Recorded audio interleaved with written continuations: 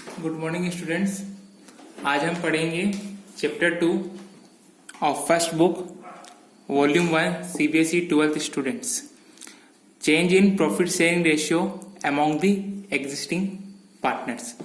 So change in profit sharing ratio among the existing partner.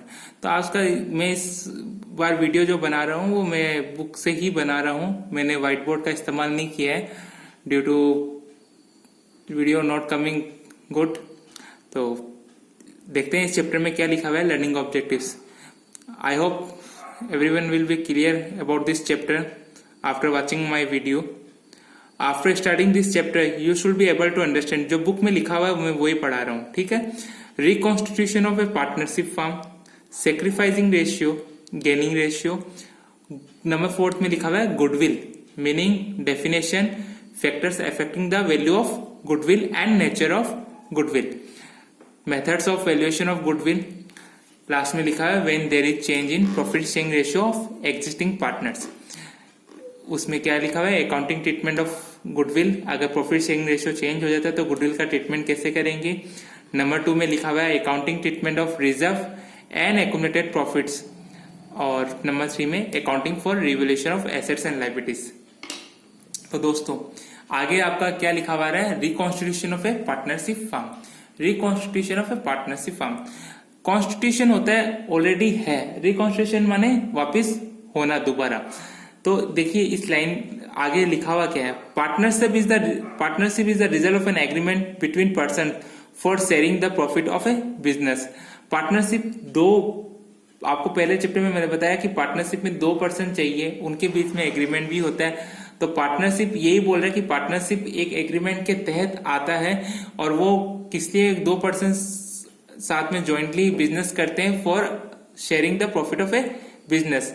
फिर क्या क्या क्या लिखा हुआ है, any change in the partnership agreement brings to an end the existing agreement and a new agreement comes into force. माने अगर partnership agreement में कुछ भी चेंजेस होते हैं तो उसके कारण जो हमारा पुराना एग्रीमेंट है वो कैंसिल हो जाता है और नया एग्रीमेंट आ जाता है, ठीक है।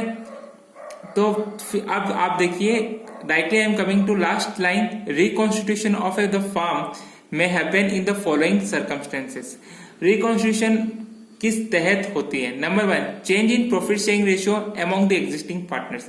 इसका मतलब क्या है, सपोज मान लीजिए ए और बी 2 पार्टनर्स हैं, वो पहले प्रॉफिट शेयरिंग रेशियो शेयर करते हैं, सपोज मान लीजिए 2:1।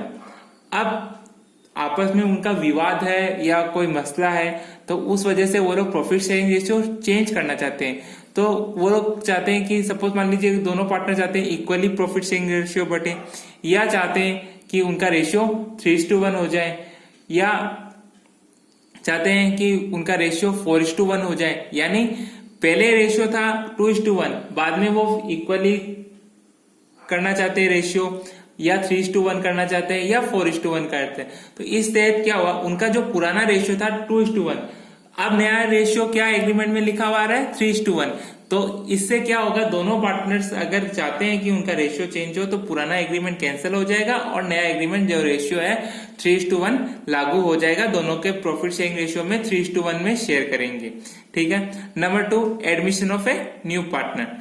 सपोज मान लीजिए कि 2 फ्रेंड्स हैं, अन्नू एंड बिन्नू। 2 फ्रेंड्स हैं, अन्नू और बिन्नू। वो लोग एक होटल में जाते हैं और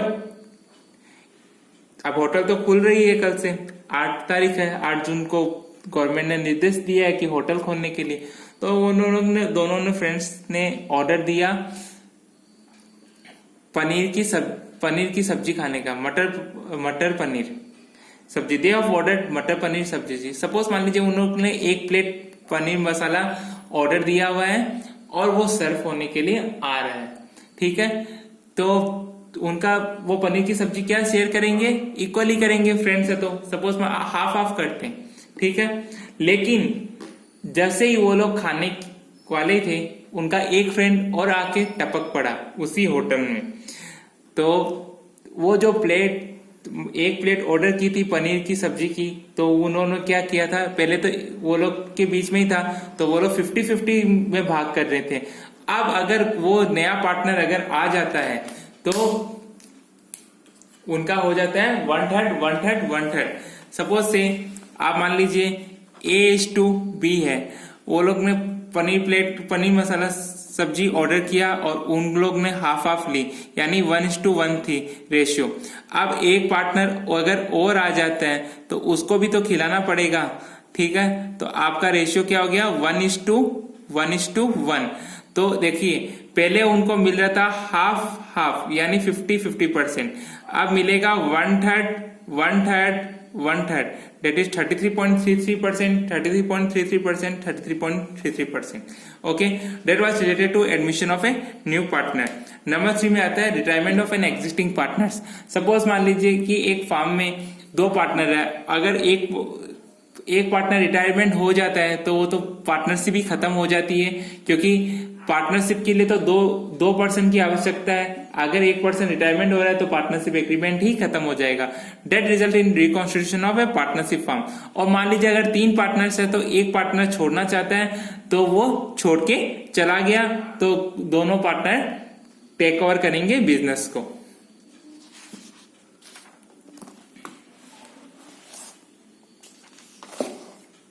number 4 death of partner.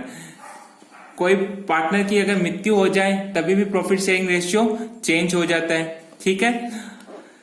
Number 5 है एमालगमेशन ऑफ 2 पार्टनरशिप फर्म। सपोज मान लीजिए कि ए और बी एक 2 पार्टनर है एक फर्म में, ठीक है। ए और बी 2 पार्टनर है। सपोज से आप मान लीजिए ए और बी एक पार्टनर है फर्म में, 3:1 रेशियो शेयर कर रहे हैं, ठीक है। ये लोग बिजनेस करते हैं ग्रोसरी शॉप का, ये लोग बिजनेस कर रहे हैं ग्रोसरी शॉप का, ठीक है। लाइकवाइज सी और डी भी बिजनेस कर रहे हैं, उनका प्रॉफिट शेयरिंग रेशियो है 2:1, वो भी है grocery shop, and they are in the same line of business. दोनों फार्म अलग है। इसका सपोज नाम मान लीजिए कि आप एक मान लीजिए कि ए और बी के पार्टनरशिप फार्म की नाम है चारू ग्रोसरी शॉप, सपोज मान लीजिए, और सी और डी जिस पार्टनरशिप फार्म में है उसका नाम है प्रणब ग्रोसरी शॉप।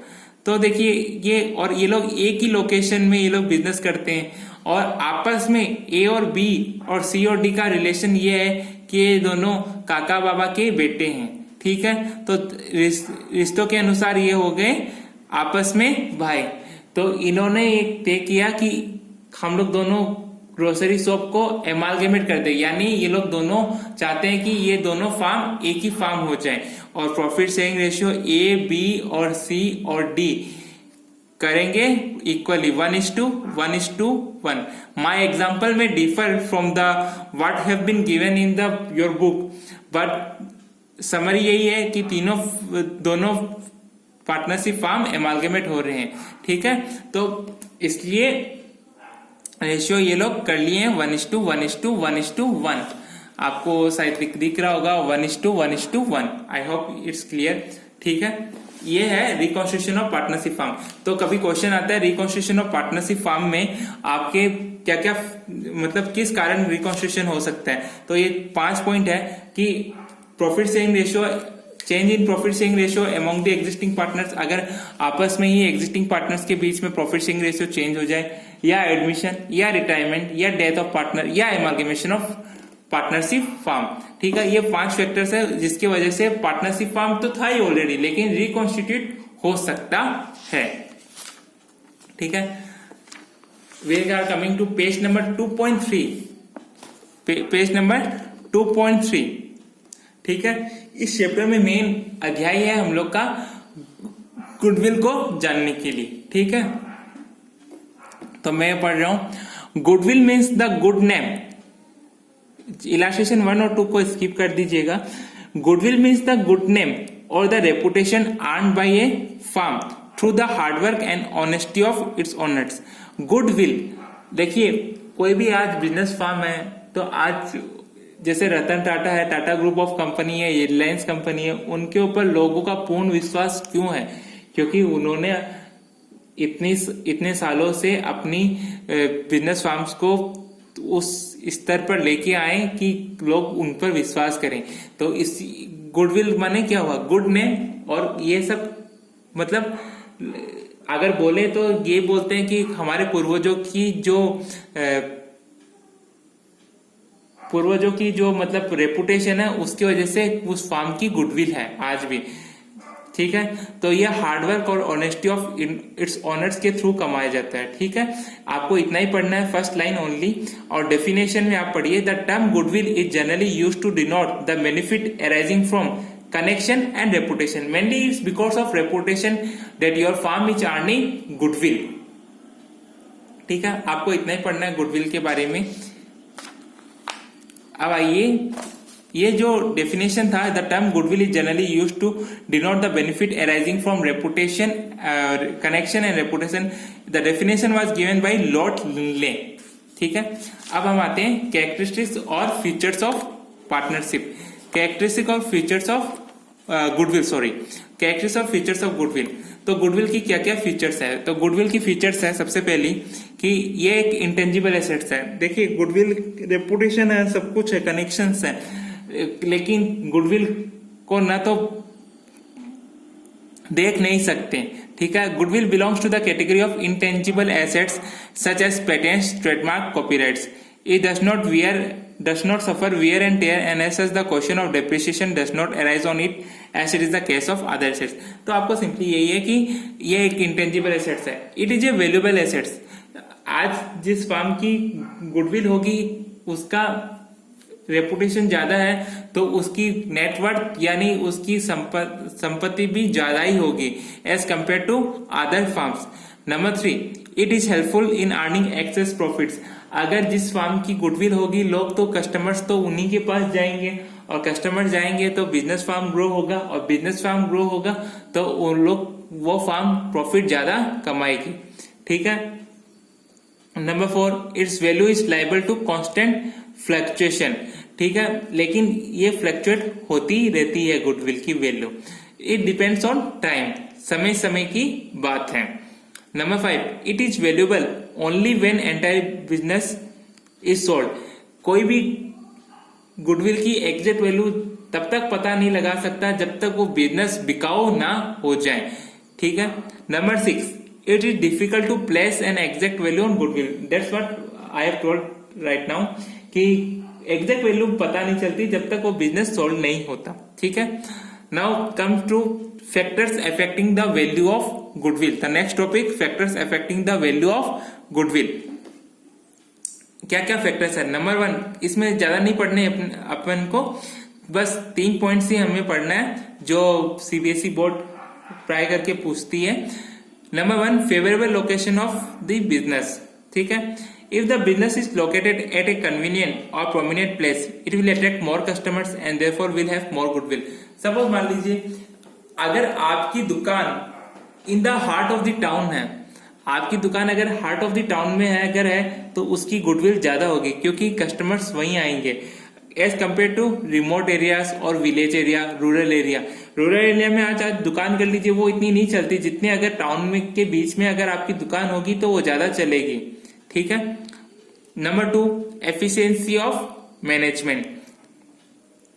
अगर बिजनेस को मैनेज करने वाला कोई एफिशिएंट मैनेजमेंट होगा, मैनेजर अगर अच्छा हो, एफिशिएंट हो, अगर उसमें टैलेंट हो तो प्रॉफिट भी इंक्रीज होगा बिजनेस का और उस वजह से उसकी गुडविल ज्यादा होगी। और नंबर 1, नंबर 2 पॉइंट आपको पढ़ना है और नंबर 4 पॉइंट पढ़ना है, that is nature of goods. तो नेचर ऑफ गुड्स में क्या लिखा हुआ है कि देखिए ये बहुत इंपॉर्टेंट पॉइंट है। इफ ये क्वेश्चन भी है पीछे बैक क्वेश्चंस में आपके, if A business deals in goods of daily use it will have steady profits as the demand for these goods will be stable. Such business will have more goodwill, but if it deals in fancy goods, its profit will be uncertain and as such the value of goodwill will be less.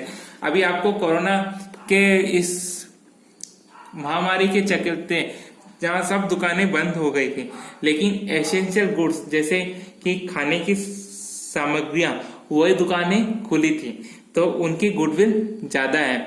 मतलब देखिए आप नमक नमक आप बेच रहे हो, किसी दुकान में नमक बिकता हो, तो वो उसकी गुडविल ज्यादा होगी, क्योंकि लोग नमक, चाय पत्ती, चीनी ये सब खाना तो बंद नहीं कर सकते ना। तो इसलिए वो जो बिजनेस, ग्रोसरी बिजनेस जो डेली आइटम्स में डील करते हैं, तो उनकी गुडविल ज्यादा होगी as compare to fancy goods. ठीक है, आपको इतना ही पढ़ना है इसके बारे में। अब आते हैं हम लोग methods of valuation of goodwill. ठीक है, that is in page number 2.6। Page number 2.6 में आपका लिखा हुआ है कि methods of valuation of goodwill. So कृपया करके ध्यान दीजिए कि मैं आपको जो समझाने वाला हूं अपनी कॉपी के अनुसार। ठीक है, कॉपी में मैं लिखूंगा और आप लोग को भी लिखने का अगर मन है तो लिखिए।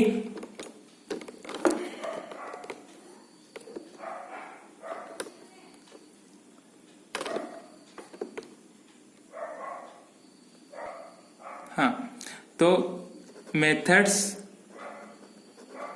आई थिंक क्लियर होगा। Methods of valuation of goodwill.